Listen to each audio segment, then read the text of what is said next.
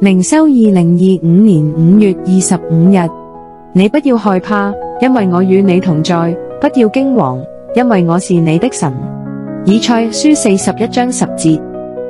看到最新疫情消息，可能再次於全球多地升溫，特別是亞洲地區，令人再次感受到病毒的威脅與無常的境況。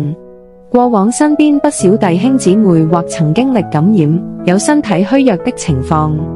我們心中或許有憂慮再次疫病重現，但讓我們記得主仍掌權，他是我們的避難所和力量，是患難中隨時的幫助。在這樣的時刻，我們需要依靠主的引領，同時也要盡上本分，做好應有的預防措施，保持良好衛生習慣，避免在人多密閉的環境久留。有需要可接種疫苗，照顧自己也保護他人。若感到不適，及早求醫，暫停聚會，以免擴散病毒。信心並不排除理性及義務，求主賜我們謹慎的心，使我們不落入恐慌，也不陷入鬆懈。讓我們彼此提醒，彼此守望，在這不安的時代中活出有感染力的信仰與愛心。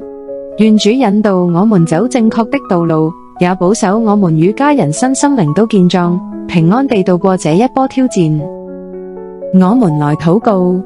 親愛的天父上帝，當我們面對疫情再次升溫的消息，心中難免憂慮與不安，但我們知道你是全地的主宰，萬有都在你的掌管之中。感謝你過去的保守與恩典，求你也繼續施恩，看顧我們的身體與心靈。主啊，求你醫治那些受感染的肢體或身體軟弱的弟兄姊妹，願你親自安慰醫治他們。也求你保守未受感染的我們，眾人有敏銳的心，懂得謹慎自守，做好衛生和防疫措施，照顧自己，也保護他人。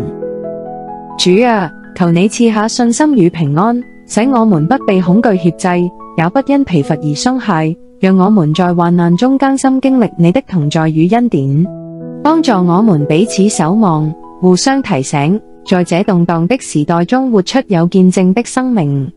願你保守我們與家人身心靈都健壯，靠主喜樂，靠主得勝。奉主耶穌基督的名禱告，阿們。